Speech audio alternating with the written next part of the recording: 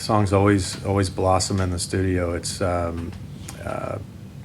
one thing we love about working with Elvis and Jeff is even if you make the best demo you've ever made, and it's the best you think it's ever going to sound, no matter what, and when it goes through that filter of those guys, it's going to come out the other end a better song. It's just the tones that they get and the performance they pull out of us. It's a magical thing behind those closed doors. It's we spend this record 5 weeks, but usually months in a room no bigger than this, no windows, pure darkness all the time. But we create some magic in there. Those guys do it band after band after band. I don't know how they do it. I don't know how they do it. I'd lose my mind. I mean, it's literally, there's not one window in there. It can't be good for you. It's got to make you wonder, like, terrible. What it's, but they're such, their work ethic's crazy intense, and they've been doing it for years. Yeah. No, we don't do it live, but we all do it individually. We record the demos. We do pre-production live, so we get through like the one take of the song for the final arrangements of the song, and then we do that so that when he tracks drums, he can have us in his headphones and track to that. Yeah. Good, the typical way. Yeah, the modern way with Pro Tools and everything.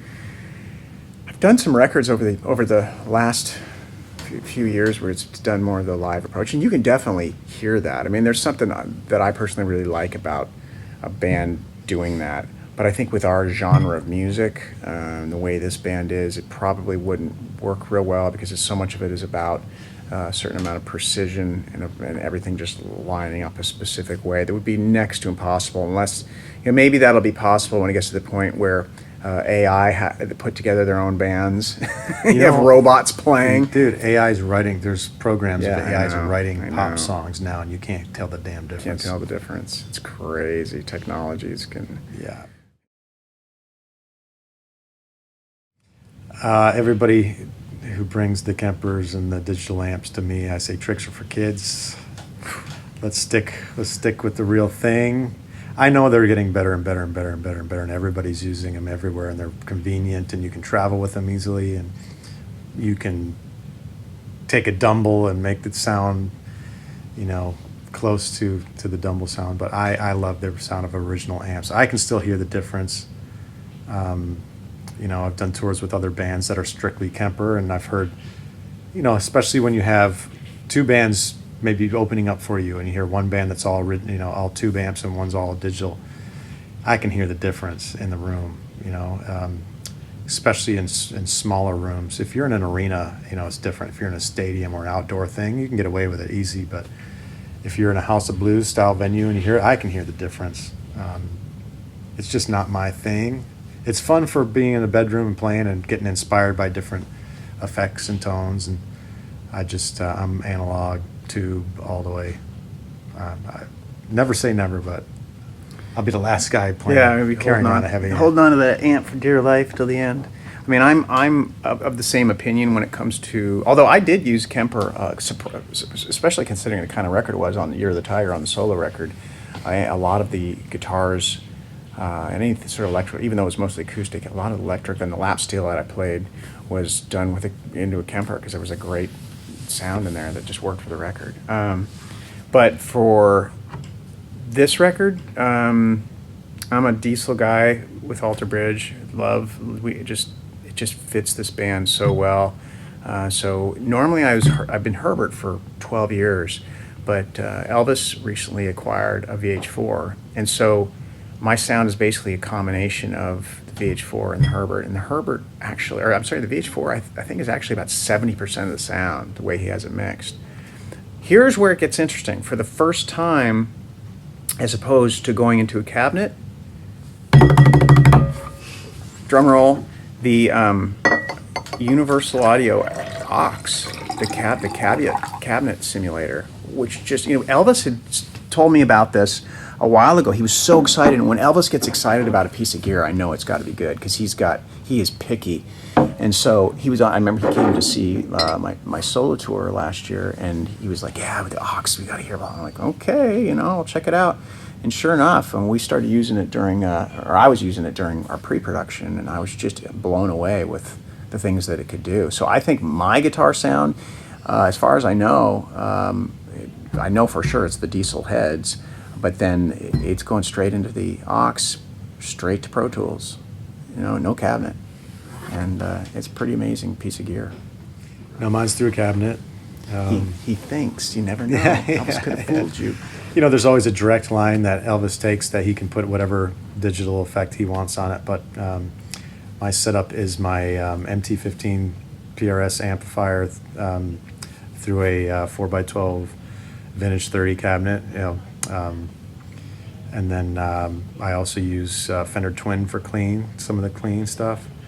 And then a Cornford RK100 is another one of an amp that I don't use live, but I use a lot in the studio.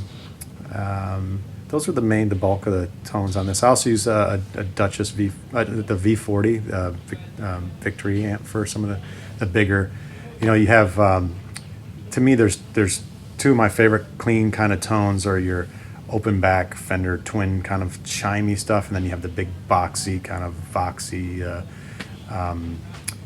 Like the V40 has that bigger, bolder, clean tone, so I like to mix the two.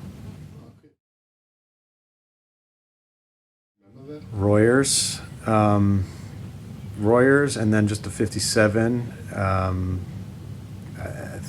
That's about it. I mean, nothing fancy. We are going to, we're going to tackle that. I told our manager, I said, I'm going to put this in your ballpark. You got to, make sure that we have a keyboard out there. We have either a tech, hopefully it's somebody that's on board already that is on tour with us that can handle it, because it's only a couple songs, because we don't want to just push play and have it be a loop. We want to have somebody do it, especially on a song like Godspeed where the whole song starts with it. So we were talking about maybe putting on my guitar tech Frosty. He's not afraid of getting up there. He did. We brought him on stage for my solo tour with a ski mask on, so he performed on bass. But he's a very capable musician. So unless there's somebody else that's seasoned on the keyboards. Our drummer actually plays some keyboards, right? But he's got to play the drums. The things I brought in that were more keyboard oriented, I just did onto Logic, and then a lot of those sounds worked, but I think that Elvis and Jeff have such a knowledge of the sonic elements and where it's going to fit in the mix, that any MIDI things that I program note wise, if they felt, I would be like, hey, if you want to take that MIDI pattern and plug in a sound that you feel like was going to be more appropriate in the mix, because you're the one that's going to hear that and where it's going to be tucked in. I'm just the dumb guitar player, singer guy, But so I was surprised how much of the sounds I use straight from Logic. There's some great stuff in there, especially with Mellotron stuff. There were some Mellotron things that were like on Bitter End. Well, I think a lot of those things stayed there, unless Elvis, you tricked me and you replaced those sounds, which you could have. But and some of that stuff is the pedal that Myles was using on the record. Was it? I think it was Synth 9 or Electro-Harmonics. something? Yeah, it's an Electro-Harmonics pedal that replicates a synth, like on the. But not the micro synth. It's the white pedal. It's the white pedal, yeah. And it sounds just like a keyboard. In fact, you commented on the at title home. track. Yeah, you were like, but you commented like, could you turn down the keyboards a little bit to Elvis? And then he was like, that's a guitar. That's Myles' guitar. In the mix in general, I was like, instead of mixing like we normally did on this record, we did bulk songs, like 7 songs at a time, instead of like every night we'd get a song. So when I heard 7 songs at once and there was a lot of synth presence there, I was like, let's pick our songs and have those be the highlights. Let's bring the rest of them down. And he's like, well, what are you talking about? I said, like this. He's like, that's not a synth. That's Myles' guitar part. We've got a lot of work to do, because we really bit off I don't want to say more than we can chew on this record as far as reproducing a lot of this stuff, but it's going to take a lot of preparation. Gonna take another body up there. That it will. That it will. AI, we need a robot.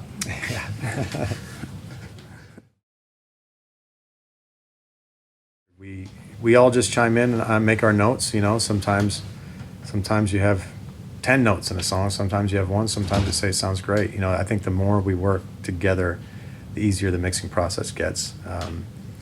You know, on this, like I said, on this mix, my main concern was to make sure that the synth kind of stuff fit in the right moments, but later I realized a lot of the synth stuff was his guitar parts, so My guitar part's ruining the songs. not that at all. The parts were great. I just wanted to make sure that it was a genuine live performance. Instrument. Yeah. It's interesting with mixing with in regards to Michael Basquiat, or Elvis as we call him. It's pretty painless. He's so good at it. You know, we'll make notes of like, maybe could you turn this up here or change. But overall, it's never like we get. I don't know about you, but I've never gotten a mix and been like, this is so far off of what we'd hoped it would be. No, he usually no. he kind of gets it first pass, and it's really just a matter of fine tuning things. There have been things in the past. And I've been doing this for a long, long time, and had the opportunity to work with many different, you know, mixers. And there have been some where it's been like really fast, and there have been others where it's like it takes days to get one mix right, and so it's a real luxury to work with Yeah. someone who gets it out of the gate, and you totally trust. Frankly, I'd probably, if something happened to where let's say I was on a trip to the moon and I couldn't get any files while I'm on my trip to the moon, and I knew a record had to be out by the time I got back from the moon. I don't know why I'm picking the moon, but I guess you can be found anywhere on Earth at this point with the internet. I would trust those mixes to go out if I hadn't heard them. That's how I feel about him. It's just like, you know, he just gets it. Wow. Yeah.